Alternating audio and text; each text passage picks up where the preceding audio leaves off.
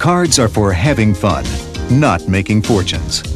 It is the purpose of this tape to teach the viewer how to avoid being cheated. Card cheats are both highly skilled and well practiced in their craft. They win because their opponents are both unsuspecting and inexperienced in the ways of a card cheat. They look for the naive and gullible player, and they make friends. Some friends. It is our belief that the only way to beat a cheat is to learn his game. This tape will show you secrets never before revealed about how card sharps do what they do.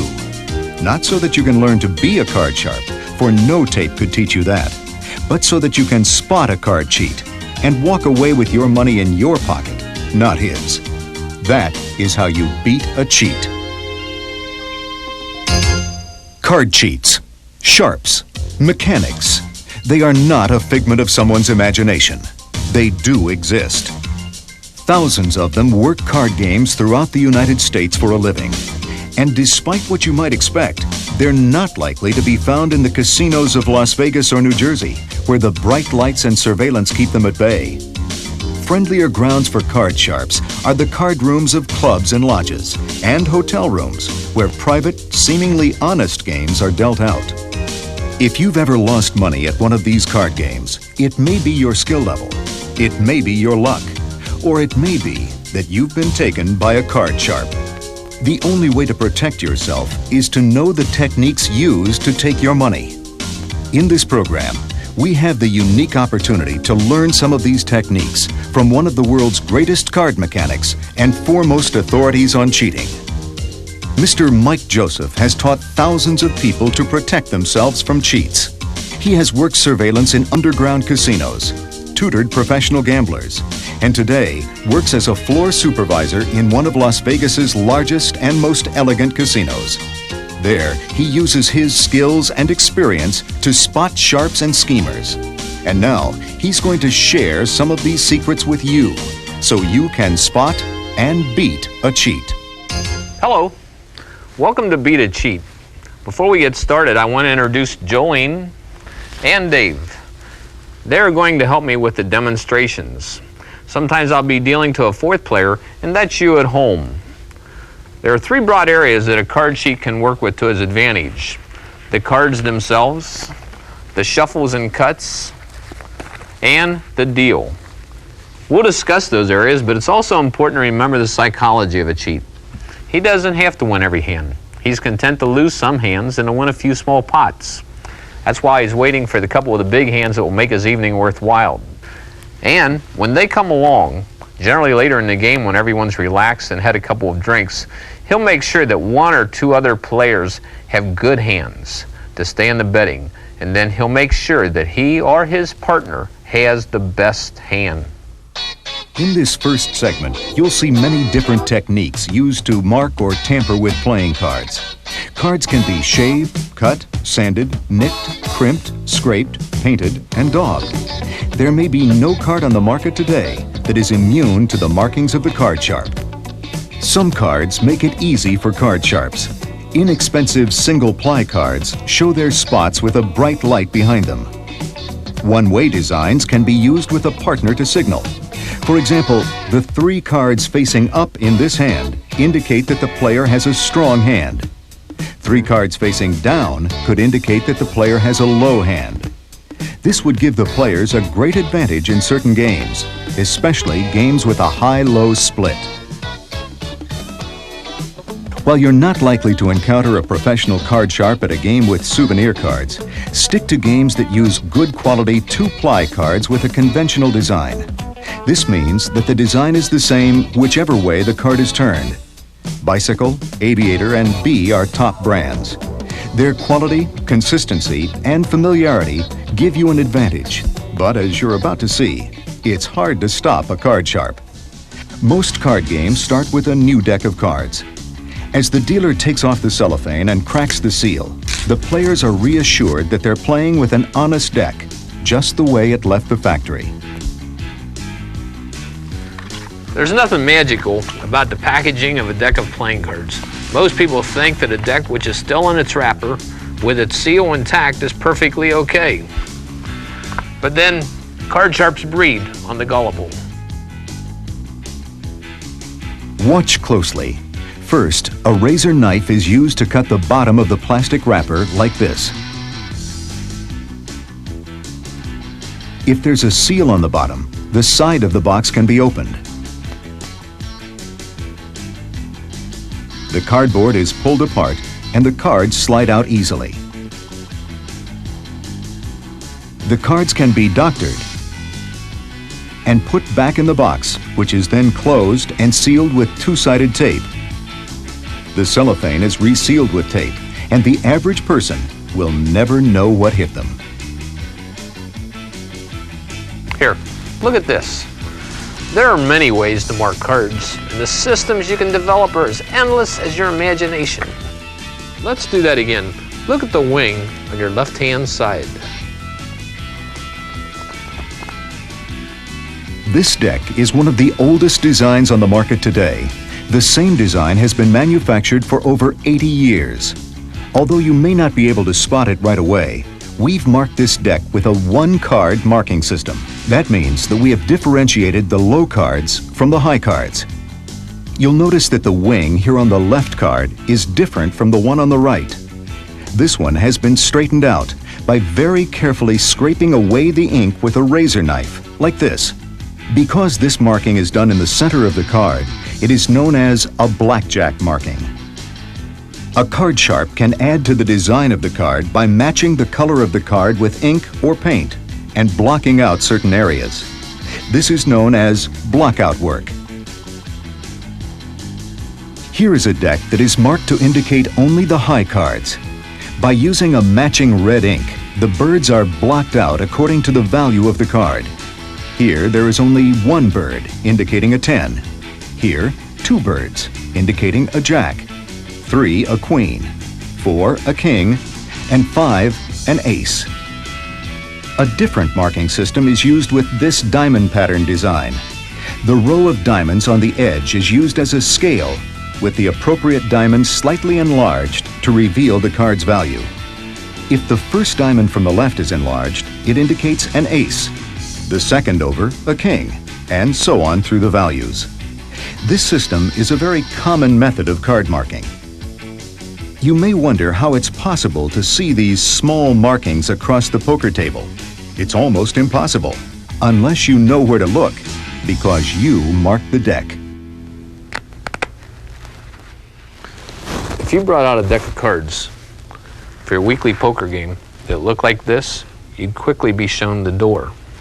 But the cheating technique known as shading works on the very same principle. Years ago, a gambler bought a deck of cards and then 3 months later bought the same brand with the same design and stumbled on something by accident. Comparing the two decks, he realized that the inks were different. One was lighter than the other. And by taking all the high cards from the light deck and all the low cards from the dark deck, he created a simple marking system. Today, this situation still exists. Inks and paper used to make cards change from time to time, resulting in subtle differences among decks. Although the differences may be hard to see on your TV, they are obvious to the card sharp. The professional card sharp doesn't have to wait for variations to create a shaded deck. He makes his own. He might mix a poker deck with a pinochle deck. Or a simple method is to use the sun's light to slightly bleach selected cards. A card sharp will probably use a more sophisticated method. In the bottle is a combination of clear acrylic floor wax and red food coloring. A card sharp will apply a solution like this to a small area of the back of the cards with a cotton swab to make a shaded deck. Or he might take car wax and buff the backs of the cards. This makes the white portion of the card turn slightly yellow. Something you can be alert to is a deck with mixed finishes. Card designs come in a variety of finishes, with names like air cushion, linen, and cambric. They each have a slightly different feel, so that a sharp can tell high from low by touch alone. Here's another marking system used with the all-over card design. This is what is known as a trim deck. As you can see, The card on the right is trimmed differently than the card on the left. Look at the blue diamonds. In this manner, it is possible to create a simple one-way system with the size of the diamonds indicating the value of the cards. Here you'll see that half a diamond on the top row indicates a 2, 3, 4, or 5. 1/4 diamond shows a 6, 7, or 8. And a full diamond indicates a value of 9 through ace. These trim variations arise from the manufacturing process and are assembled by the cheat by combining cards from a number of decks. Or he can trim the deck himself. Let's take a look at our card sharp in action. Watch closely as he shuffles and cuts the deck, revealing 4 aces. Magic? There is no magic in card mechanics, only technique. Mr. Joseph is using what is known as a stripper deck to control the 4 aces. Although this looks like a regular deck, if you were to look close, you would notice that 4 of the cards are larger than the rest, giving me the ability to locate the 4 aces as I handle the deck while dealing. This is one of the oldest tricks in the Card Sharp's book.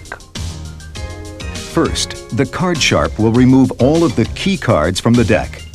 He will then take the remainder of the deck and sand down the sides with emery or glass paper. The trick is to sand down just enough of the edges so that the key cards are slightly larger than the other cards. This will enable him to locate them by touch as he shuffles or handles the deck. The sharp has no problem controlling the oversized cards. If I took the King of Diamonds and tore off the top edge and put it back into the deck, it would talk to me. Listen to the difference in sound made by this type of card.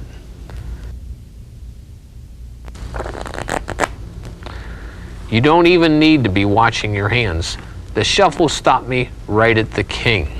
Now let's take a look at another deck. A deck that contains these talking cards is called a shaved deck.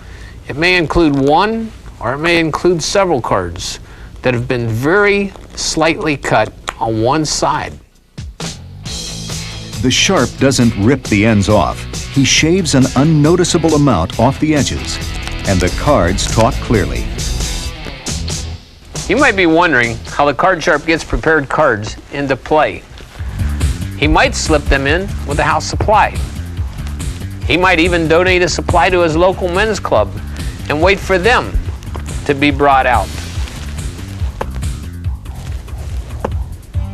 Sooner or later, they're bound to show up. We've covered a few of the marking techniques prepared before play has begun. Now, we will watch Mr. Joseph and learn how to detect some of the marking and peeking techniques available to the cheat after the game has begun. Daubing is the technique of marking cards in play. Note that we've made the daubs obvious so you can see them at home. The cards can be daubed with skin oil, earwax, or many other substances, including lipstick, a favorite of lady hustlers. Casually fingering my tie wouldn't attract attention, would it, Dave? But did you know on the back of my tie I have a container of grease? It's a substance called daub. It's used to mark key cards in certain locations. Daub can be hidden in just about any location. Underneath my shoe, in my pocket, in a pack of cigarettes, and yes, even behind my tie.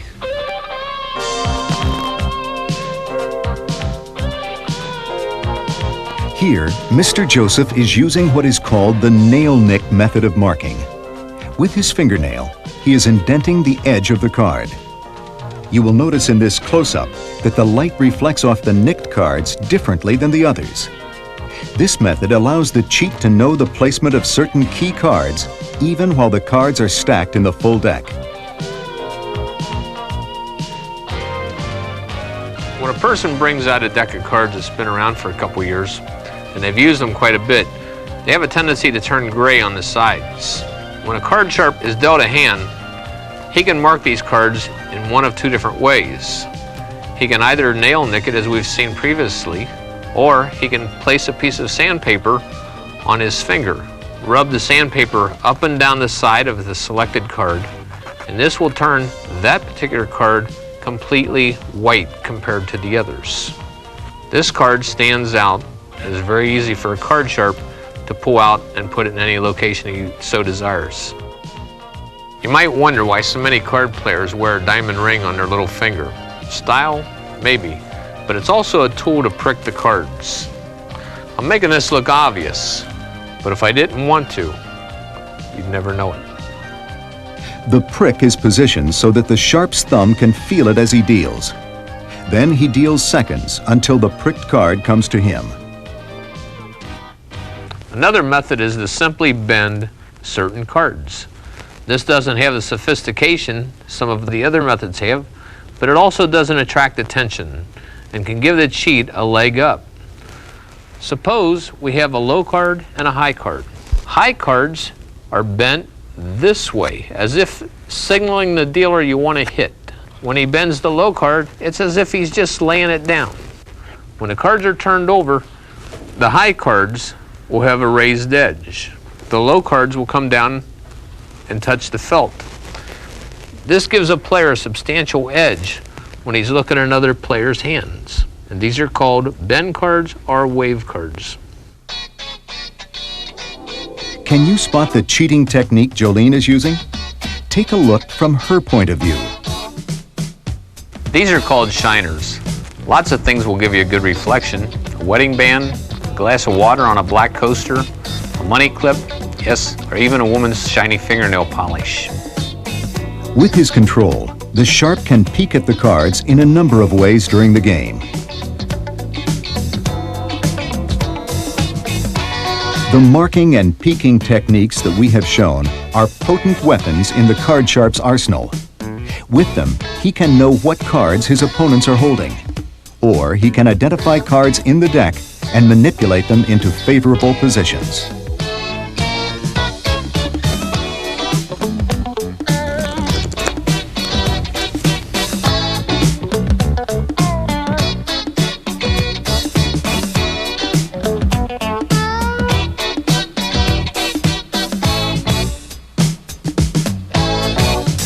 And this is where things really get interesting. When the sharp is dealing or shuffling, he is able to combine techniques of marking and card handling to totally control the game. Perhaps the most important thing that I want to show you at home is that a card sharp can control every card in the deck. Think about it. Not one, not two, every card in the deck. A lot of people believe that that's impossible because they have a hard time controlling even one card, and they can't visualize how a card sharp can control all 52. Here's a standard deck of cards, straight from the box.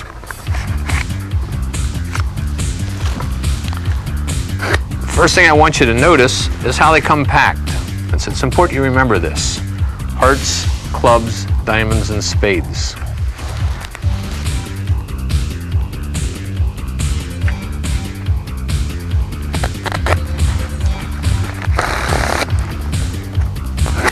First thing that we're going to do is we're going to shuffle the cards in such a way that we put all the red cards together, we put all the black cards together, and then we place everything into pairs. Looks like this.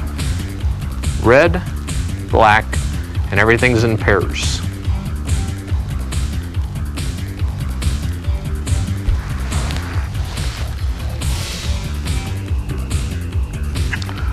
Now what we're going to do is we're going to place everything in fours. All the aces through the kings will now be in fours.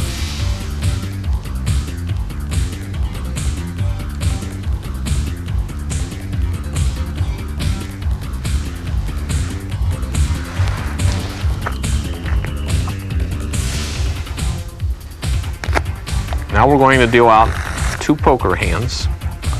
We're going to give the first person 4 kings, second person 7s and 6s.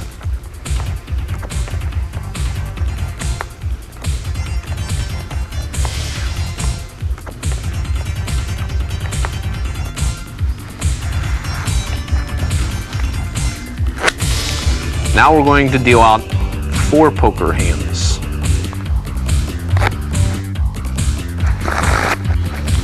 We're going to give the first person 4 kings, second person 10s and 9s, third person 7s and 6s, and the fourth person 4 3s. Kings, 10s and 9s, 7s and 6s, 4 3s. just read them across.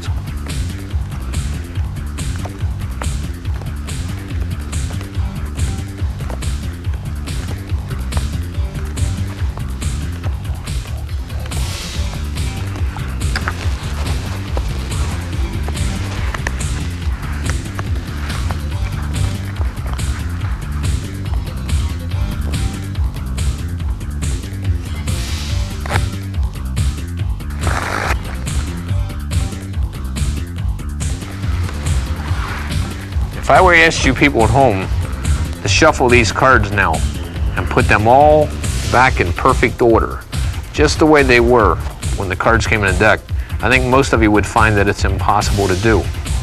But let's watch a card sharp and see exactly what he can do.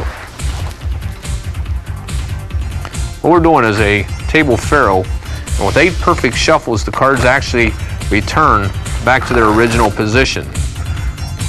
We've got 2 more shuffles to do, and I think you'll see that the cards are back just the way they were when we first got started.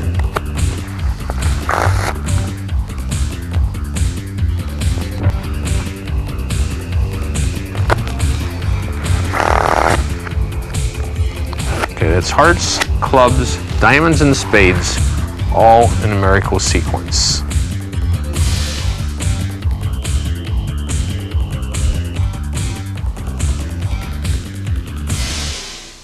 The key technique in what you have just seen is what's called a faro, or perfect shuffle. This means that there's a perfect one-to-one interweave of the cards. Take a look in slow motion. The sharp butts the deck and establishes a one-to-one interweave, a perfect shuffle. Using this shuffle and his knowledge of the mathematical formula involved, the sharp can rearrange the deck to his liking. He knows, for example, that 8 perfect shuffles will return the deck to runs by suit. What we're going to do now is we're going to show you at home one of the mathematical formulas of the faro. We're able to follow each and every card of the deck. We're going to take and place the ace of clubs, the second card down. Now the mathematics in this particular formula is times 2 minus 1.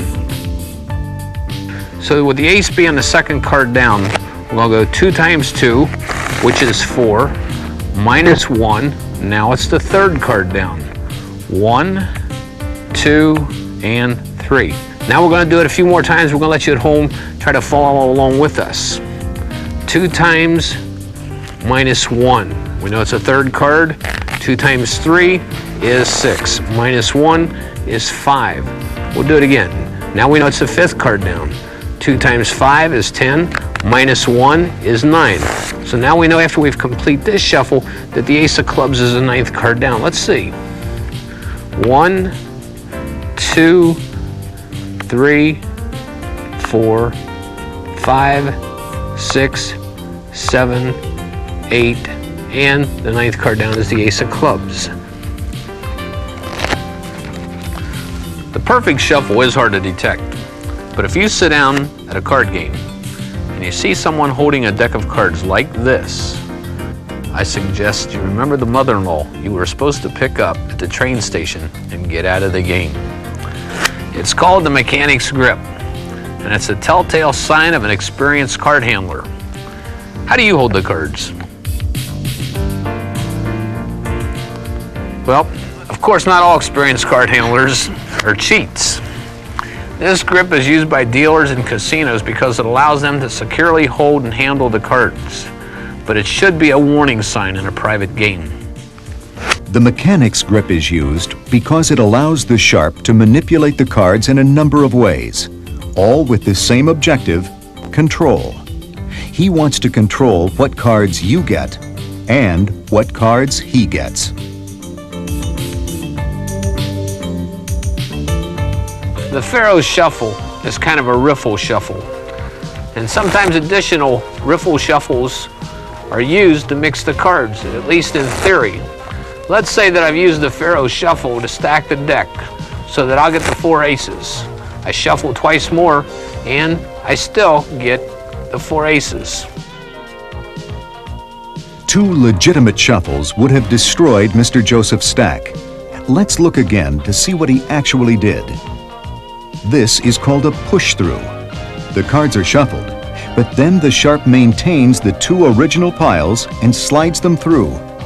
The net effect is no change in the card's positions. This is a fake bridge. The slow-motion replay reveals that although the shuffle and bridge look like the real thing, the mechanic separates the piles at the last second, nullifying the shuffle. This is called an overhand shuffle. Done legitimately, it does mix the cards. In the hands of a card cheat, it is a basic technique for stacking the deck. Here's a red card. We'll just place it here on the bottom of the deck. The first part of this sequence I'm going to show you is called undercutting. That's nothing more than grabbing the bottom portion of the deck using my thumb, middle, and third finger. At this point, I'm going to run the cards using the thumb of my left hand to draw off one card at a time. We've undercut them, now we're running them. What have we accomplished by doing this? Well, we've brought the bottom card to the top of the deck. In reality, this technique is used with a variety of card positions. But to understand its usefulness, just imagine a situation where the sharp has gotten the ace of spades on the bottom of the deck. By undercutting and running the cards, the aces move to the top. Now it's a simple matter of using faro shuffles or another undercut to move the ace down in the deck so that it winds up in guess whose hand. Another technique is called in-jogging. Essentially, this involves using a card protruding from the deck to mark where you've placed an undercut. For example, let's undercut the deck and start running the cards like we did. Only this time, the first card that you draw off protrudes over the little finger. We've in-jogged that card. Now let's shuffle the cards off in a normal manner. At this point, you should have control of the little finger on the in-jogged card. Now take your little finger, raise the in-jog card, undercut the deck at this point, and throw all the cards on top. And what have you done to the cards on top half of the deck? Absolutely nothing. Basically, I took the bottom half of the deck, put it on my little finger, ran the cards to reverse their order, and put them back on the bottom of the deck.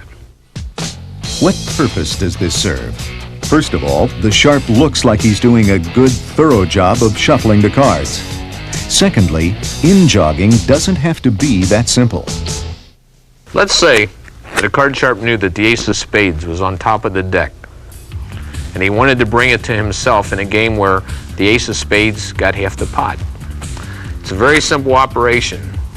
You undercut half the deck, you run 3 cards, you in-jog on the 4th card, shuffle off in a normal manner, undercut to the in-jog card, bringing all the cards below and throwing them on top.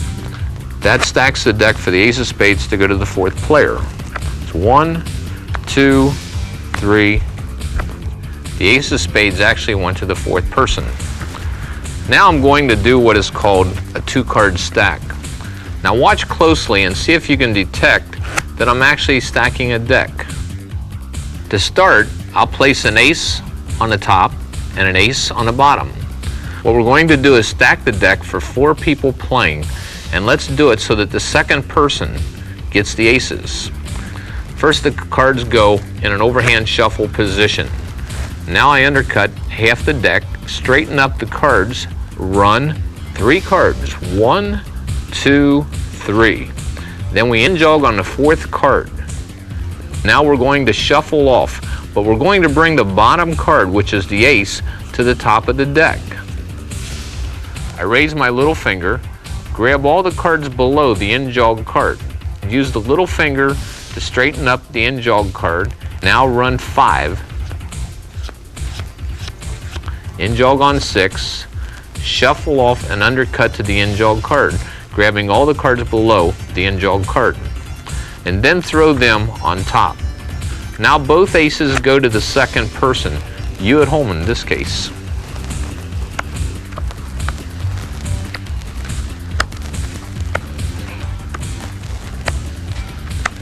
There are many ways to stack a deck. Every card sharp has his favorite techniques.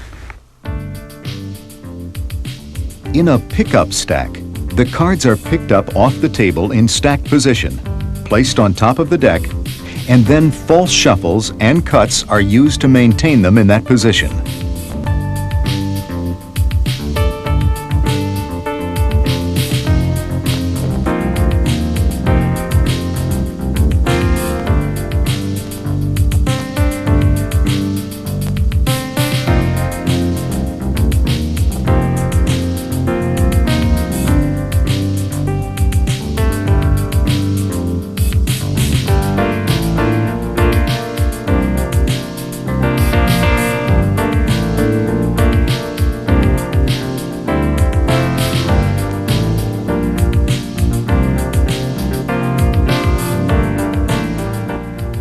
This is what you call a haymaker stack. It's where the 4 desired cards are placed on the bottom of the deck. As the dealer gets ready to shuffle, he'll draw off 1 card from the top and 1 card at the bottom simultaneously. 1 from the top, 1 from the bottom. This is done 4 times. On the 5th go down, he will in-jog the top card to keep control, shuffle off, undercut to the in-jog card, and throw that stacked portion back on top. Now we'll go through the same series, only this time it'll be 8 times. It's 1 from the top, 1 from the bottom, and we're going to do that 8 times. Okay, at this point the deck is already stacked. Now we're going to in-jog the top card, shuffle off, undercut to the in-jog, and throw on top. And the deck is stacked for the 4 kings to go to the first player.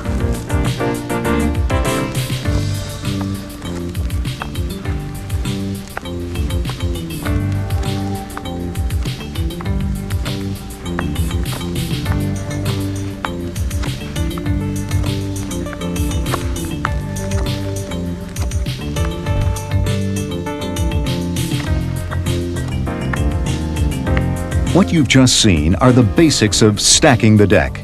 But no matter how well a deck is stacked, a good cut will unstack it.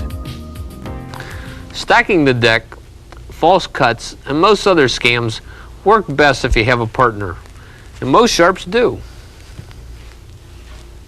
A team can get away with tapping a deck once in a while without drawing too much attention, but generally they must use a false cut, like this one, called the over and undercut.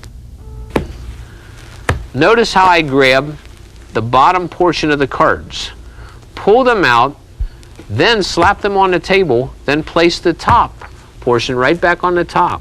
Because of the slap, a lot of people automatically assume that the deck was cut legitimately. Wrong. Another false cut technique is known as the 1-3-2. It's a little like the classic shell game. What we want to do is keep every card in identical order and give the illusion that we're really cutting the deck. With the black 10s top and bottom, watch carefully as I cut the deck.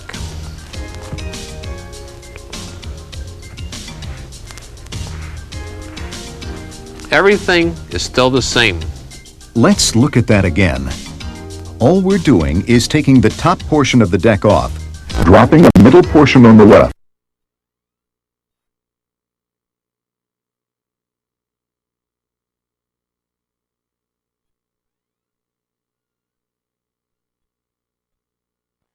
Back in the same order, exactly the way they came off the deck. One of my favorites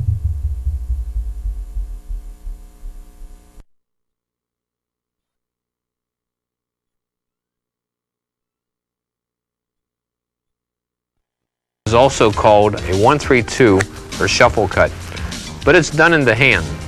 The card sharp draws off the bottom portion of the deck, places 3/4 on top, draws off the other bottom portion, places it on top, and then brings the remaining cards on top. And again we have the 2 10s right back where they started. Even without a partner, there are cuts a card mechanic can use to maintain a stacked deck.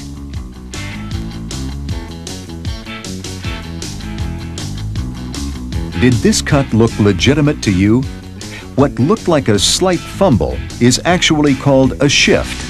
He just placed the 10 back on top and a 10 back on the bottom of the deck.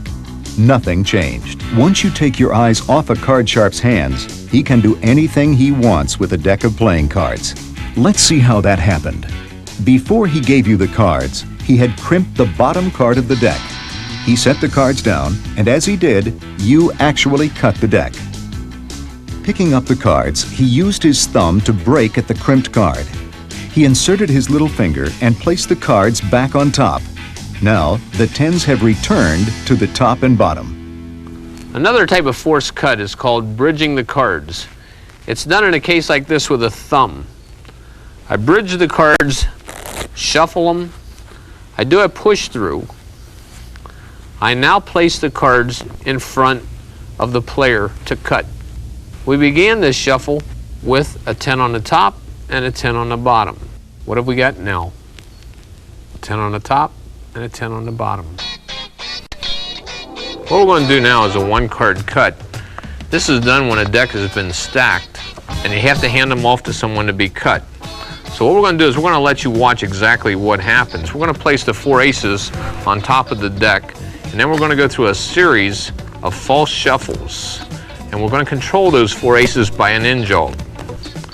Bring them back to the top of the deck. Now, this time we're going to add 1 card to the top of the 4 aces, shuffle off, undercut to the in-jog card, and throw them on top. Now, I would hand off to my confederate, who would pick up the cards, hold onto the top card, cut all the cards below, throw them on top, give them back to me. Now, we're ready to deal. Again, what he did was place his index finger on the top card, pull the underneath portion, and throw them back on top. Let's say that Dave has stacked the deck. There is one cut that can be made so that a card sharp cannot take advantage of you. It's called the sandwich cut. It's where the center portion of the deck is brought out. It's split in half. Cards in the left hand are placed on, and then the top is placed on. This is the best cut that you can make if you suspect someone of stacking the deck on you. Let's see that once more. Bring the cards from the center portion of the deck, break them in half, put these 2 together, and sandwich them. Let's review what we've done so far.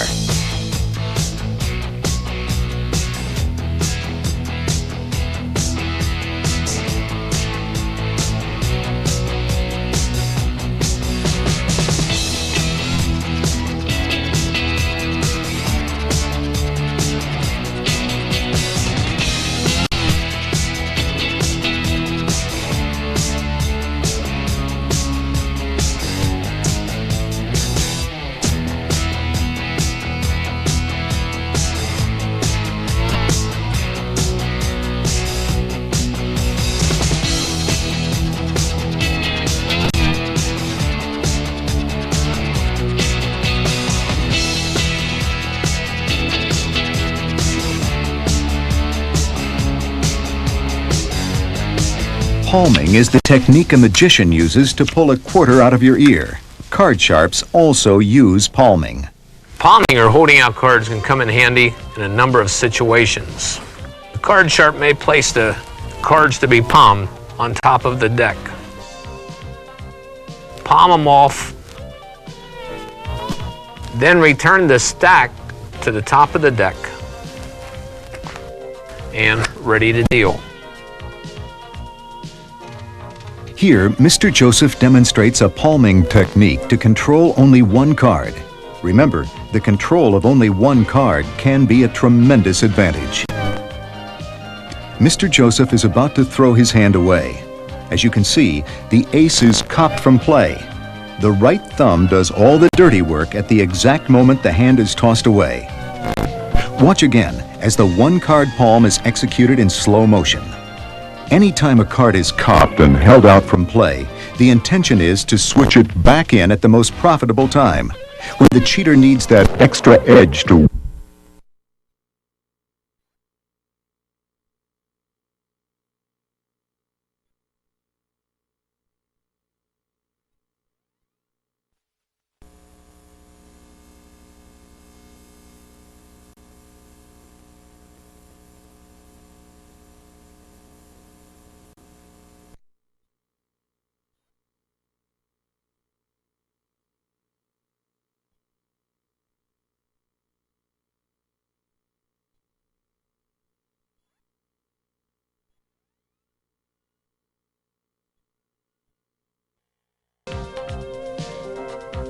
Let's look at that again in slow motion. One thing every card cheat needs is guts, and some of the moves that a cheat makes are amazingly bold. A friendly game of gin lends itself to a variety of manipulations. Jolene and I are going to have a little friendly game of gin. Mr. Joseph's hand has a little bonus. While dealing, he simply takes 2 or 3 cards instead of 1.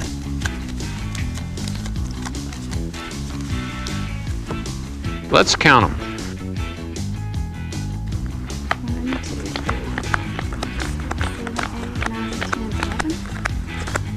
I've got two extra. One of the favorites of gin players is the peek. They make it appear as though they're looking at the top card to see what card they're going to draw, but actually they're looking at the top two cards, their card and the next player's card. If they see they like that card, then they will snap it off into their hand. The possibilities are almost endless.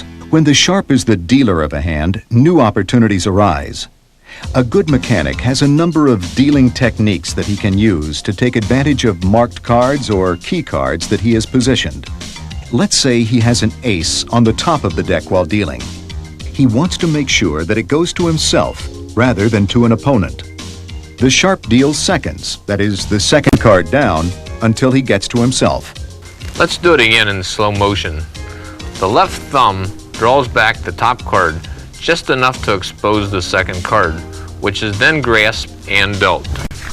There are variations in seconds, such as throwing the card.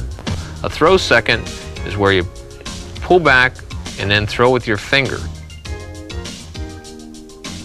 The snap second's where you push out two cards. As you bring the top card back, the right hand grasps the bottom card and snaps the second card out. And then we have a blackjack top second, which means a third finger comes in, grasps the card, and turns it over. Dealing seconds, as we have just seen, is one of the basic dealing cheats in use.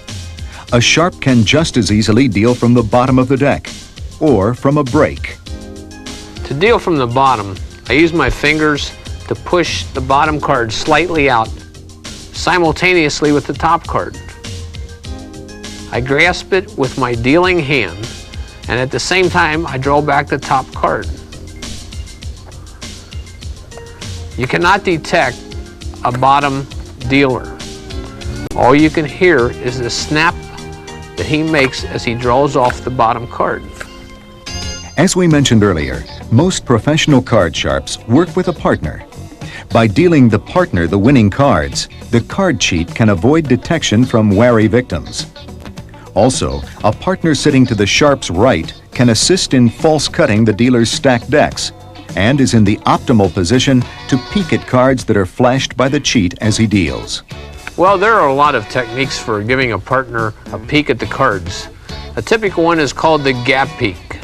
The dealer squeezes the top card of the deck, which is drawn up in its corner, for the partner to view.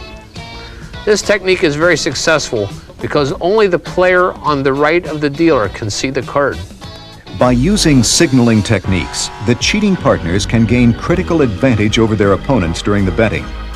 The simplest signaling technique utilizes the design characteristics of the one-way card, as mentioned earlier. More versatile is a finger signaling system like the one you see here. 3 fingers out indicates a high hand, and 2 fingers, a low hand. Other partner codes can use anything from the position of a cigarette in the cheat's mouth or ashtray to code words to allow the partners to communicate. Throughout this presentation, we've shown you some of the basic techniques of the card cheat. In actual practice, these techniques are combined as circumstances dictate. A sharp may spot key cards through markings, break them into position, faro shuffle them into a stack, and then deal seconds to adjust for players who fold. The combinations are almost infinite.